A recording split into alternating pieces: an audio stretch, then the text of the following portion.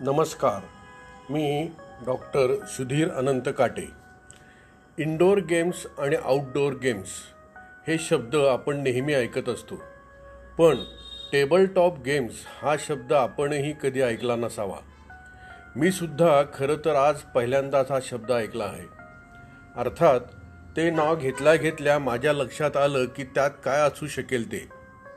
पण आपण कल्पना करतो त्यापेक्षा प्रत्यक्षात असणारे खूप छान, जास्त आनंददायी असते. असा अनुभव तुम्हालाही आला असेलच. अगदी तसंच माझ्या बाबतीतही झालं. पण टेबल टॉप गेम्स असा शब्द मी खरंच पहिल्यांदाच ऐकला. सौ अंजली ढोले यांनी ह्या टेबल टॉप गेम्स या शब्दाची आणि त्या अनुषंगाने त्यात अंतर्भूत असणाऱ्या अनेक किंबहुना हजारो अशा बैठ्या खेळांची, म्हणजेच टेबल, जमीन किंवा टीपॉयवर ठेवून खेळावयाच्या खेळांची अतिशय उपयोगी, रोचक माहिती दिली. त्यातील काही गेम्सही त्यांनी दाखवल्या. उदाहरणार्थ पेंगलू, क्विंडलर, ब्लिंक हा वेगाने खेळावयाचा असतो, डॉबल इत्यादी इत्यादी. मंकला ह्या कर्नाटकातील प्रसिद्ध खेळाचे साहित्यही पाहिले. सौ अंजली ढोले आणि सौ आशा बापट या दोघी मिळून मुलांमध्ये उत्साह, ऊर्जा, विरंगुळ्यासाठी आधुनिक आणि नाविन्यपूर्ण अशा या खेळांची आवड रुजवण्याचा प्रयत्न करत आहेत. पत्ते, सागरगोटे, चल्लस म्हणजे चिंचोक्यांचा खेळ, काचकवडी असे बैठे घरातील खेळ सगळेच जण लहानपणी खेळलेले असतात. त्यासारखेच, परंतु त्यात कल्पकता, आधुनिकता आणून देशविदेशातील या टेबल टॉप गेम्स बनवणाऱ्या कंपन्यांनी लहान मुले, तरुण व ज्येष्ठ यांच्याही मेंदूला अतिशय सुरेख चालना देणारे गेम्स तयार केलेले आहेत, ज्याद्वारे मुलांची सावधानता, एकाग्रता, स्मरणशक्ती, विचारशक्ती, संयम, समयसूचकता इत्यादी इत्यादी मनावर अवलंबून आणि अतिशय महत्त्वाच्या अशा मेंदूशी संबंधित व्यक्तिमत्व विकासासाठी लागणाऱ्या गुणांना चालना, उत्तेजना, त्यात प्रगती होण्यासाठी उपयोगी पडणारे आहेत.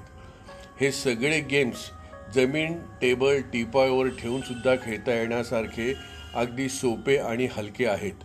मुख्यतः मुलांना मोबाईलपासून दूर ठेवण्यात ह्या खेळांचा भरपूर उपयोग होईलच. इनडोअर, आउटडोअर गेम हवे आहेतच, प्रत्येकाने खेळलेच पाहिजेत. त्यात शारीरिक स्नायूंची हालचाल होते, रक्ताभिसरण सुव्यवस्थित राहण्यास मदत, हृदयाची शक्ती वाढते, त्यामुळे शरीर ताजेतवाने तरतरीत राहते. तसेच हे टेबल टॉप गेम्स म्हणजे मेंदूला अतिशय सुखद मसाज, व्यायाम आहे. पुढे काय केले पाहिजे किंवा आपल्याला गुण मिळवण्यासाठी पुढे कुठली खेळी खेळली पाहिजे अशा विचारात पाल्य इतका गुंगून जातो की त्याला आसपासचे भानच राहत नाही. काही जण म्हणतील की हे रोजचे विचार असतातच की मेंदूला व्यायाम होण्यास, पण ते विचार चुकीचे असण्याची जास्त शक्यता असते.